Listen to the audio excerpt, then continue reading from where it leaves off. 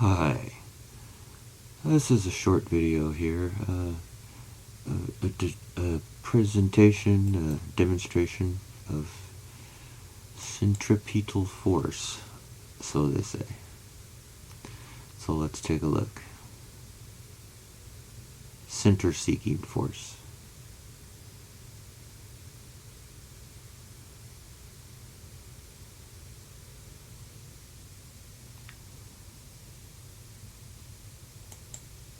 Now, first thing we should notice is the water is splitting the difference and moving to the outside. Now, Newton would say that's because the water's resisting the change of direction. It's a body in motion resisting a change of direction. Always accelerating. And there's a center-seeking force pulling inward, but because it's on a curved path, it's always being pushed back towards the center. And so the net force feels like it's pushing outward because of the inward pull. Oh, shit, excuse me. First thing we should notice is that the water's moving away from the center. So if there's a center-seeking force, a force moving towards center, pulling things to center, keeping them in the center, then how come all the mass is moving out? Because if we spin this fast enough, every bit of water would go to the outside and it would leave the center empty. So how is that a center-seeking force? Let's continue.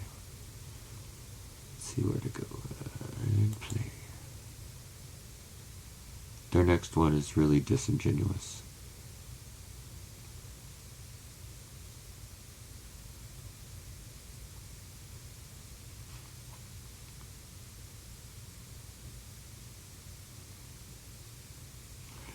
Alright, come on now. Looks like a big smiley face.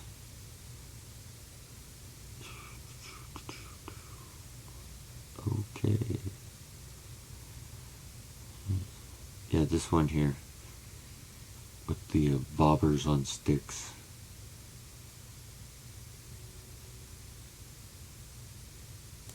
Actually, the one with the bobbers on sticks was a little better because at least it wasn't trying to fool you. I mean, what do they got here? Are these strings or are these sticks? It looks like they're on sticks.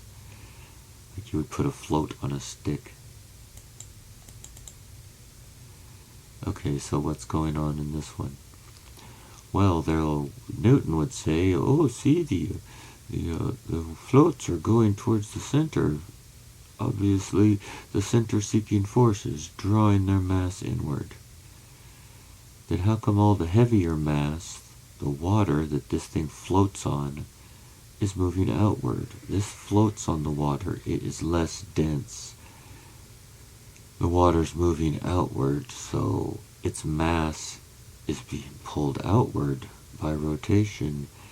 And the proof that that's so, that is an extra force that moves outward, is because this less dense float is trying to float on top of the water. And you see, as the angle of the water becomes more and more,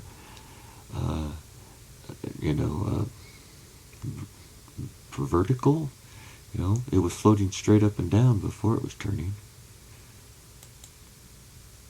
Was it not? Oops. See, there we go, straight up, floating straight up. Now, I don't know why they're on these sticks. That's just weird. It's to make this pivot so it looks less like it's just a floating. Yeah, anyway. So I think it's pretty easy to see that, oops, if I can't hit pause, there we go, okay.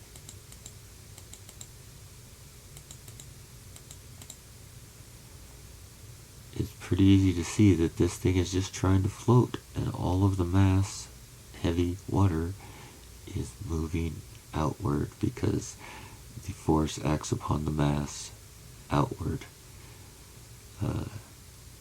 There's so many idiots in college, it's amazing, that people just learn to regurgitate answers, and you know, especially the math geeks, because they're great at math. Too bad they don't have any practical real-world experience. So if you can show them an equation and say that this calculates something that happens in nature, a force, they'll just believe it, because they can't seem to understand the force in and of itself.